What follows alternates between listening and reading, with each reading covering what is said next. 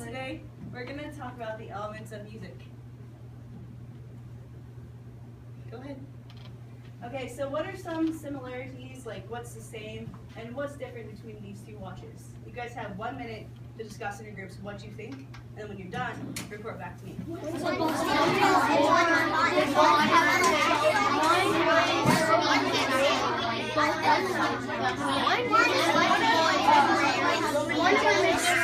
a wristwatch and one's a wristwatch. Back home again. So we're gonna start with this group. One person raise their hand and tell me what they think is different and what's the same. Seth? That one is like, that's old timey, and then this one's technology. Okay. Another group? Go ahead. That one is like, this one, it shows the time like it is 12:34. And that one, it doesn't show the time, it points to. Okay. All right. Go ahead. Wait. Yeah. So that one's a pocket watch, and that one's a wristwatch. Anything else? And There are no wrong answers. one's modern and one's rare. Yeah, nice. And on that watch, the more modern one, they're just normal numbers, but on the other one, they're Roman numerals. Okay, go ahead. One. One of them like shows the clock on like the inside and the center, and one of them doesn't. Okay, go ahead. That one's digital. That one isn't not digital. Okay. Okay, nice job. Okay, go ahead and switch to the next slide, please. All right, so listening exercise. We're gonna listen to 2 pieces of music. And then, when you're done, we're gonna try and figure out which piece sounds like it was written just a few years ago, and which piece sounds like it was written over 200 years ago. And I have the music up here, so don't worry about clicking on the link.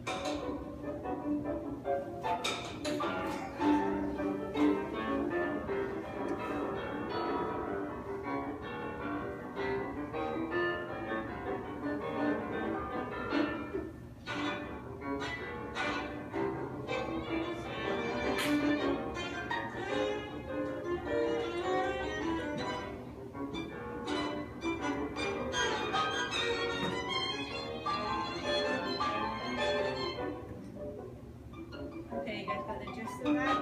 Good enough of that? Okay. Alright, what piece sounds like it was written just a few years ago? Go ahead.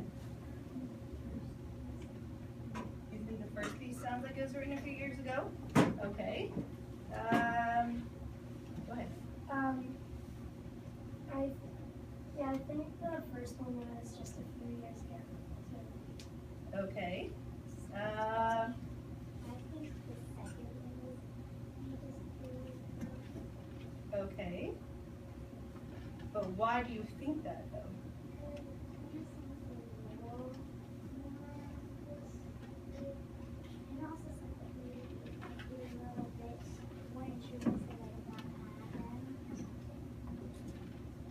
Maybe that's a good guess.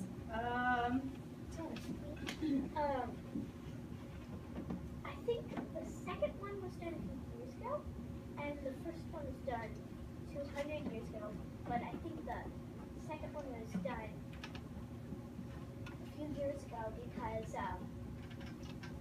it sounds more new, and it sounds like really more because it's kind of faster and like do-do-do is reactive. But the first one's like, So it sounds a little more classical. Okay. All right. Okay, go ahead and click on the next slide, please. All right. So, Archduke Trio is the first piece that you heard, and that was by Beethoven. And he composed that in 1811. So that was the oldest piece. Okay, and the second piece that you listened to was Four on the Floor. It was composed by Libby Larsen in 1983. And that's Libby Larsen. Okay, go ahead. All right, so Ludwig van Beethoven was born in Germany in 1770. Can anybody tell me how many years ago that was? Go ahead. That is like about 300 years ago, a little less. Yeah, that's a good guess. One more person, go ahead. Maybe like 370 years ago? Okay. All right. He composed 9 symphonies, 5 concertos for piano, 32 piano sonatas, and 16 string quartets. Now we're going to learn about what those mean on the next slide. Go ahead. Symphonies are elaborate musical compositions. A concerto is a musical composition for a solo instrument or instruments. So it just means one piece of music rather than multiple pieces of music. A sonata is a composition for an instrumental soloist. So that means, again, one person. And a quartet is a group of 4 people playing music or singing together. Four on the Floor by Libby Larsen was a quartet because 4 people were on the stage when they were composing that. It was made up of 4 instruments. Okay, next slide. Who is Libby Larsen?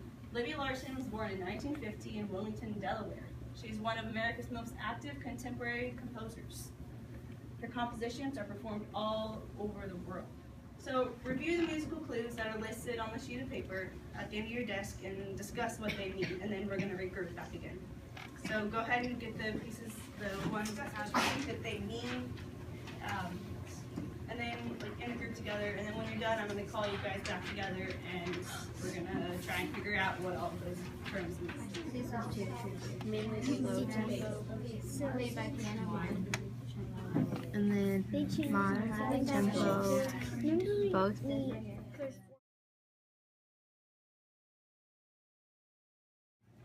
Moderate tempo.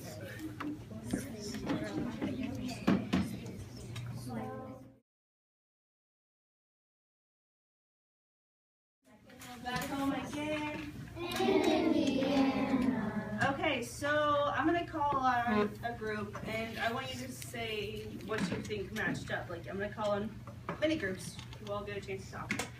This group, go ahead. Anybody can raise their hand. Anybody can do what they want. Like, say what they put down. Seth. I put 1 for the this one because For which one? for the first one right here, Beethoven. Okay. I think that should be Beethoven because it has a steady beat and clashing sound. Steady beat and flashing sound. So it's like a little more like abrupt and it has more changes. Okay. Anyone else? Go ahead. For mainly fast tempo, I did 2 Okay. What? because the one that was more earlier was kind of just a bunch of sounds really clashing together. Beethoven's piece? Wait, Beethoven's piece was the first one, and Larsen's piece was the second one. the second one was the one that was kind of just really loud and stuff. So it was like it hurt your ears a little bit, maybe like it was really like loud and abrupt. And, Yeah. And Okay. clashing sound. Which was Beethoven's piece for Singable Melody because it was just really soft and I think it would get people relaxed and if somebody sang to it, it would make it even more beautiful. Okay. Okay. Anyone else? Go ahead. I did 2 for mainly fast tempo and 1 tempo, and 1 for mainly slow tempo, because I thought 2 was kind of like do, do, do, do. I thought that it was kind of like, I don't know, like really fast. I thought, so I did fast. And Okay. Okay, anyone else?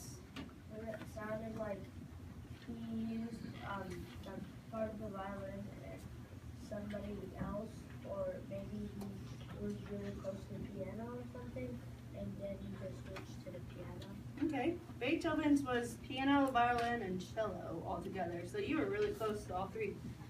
Okay. So take the large sheet of paper at the end of your desks. One of you divide it into 2 separate columns. Label one column same and one column different. It sounded like he used the part of the violin and somebody else, or maybe he was really close to the piano or something, and then he just switched to the piano. Okay. Beethoven's was piano, violin, and cello all together. So you were really close to all 3. Okay. So take the large sheet of paper at the end of your desks. One of you divide it into 2 separate columns. Label one column same and one column different. But that's not different.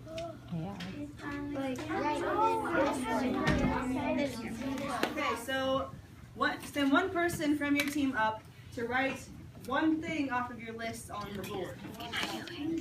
Just pick someone and send them up. Like summarize it.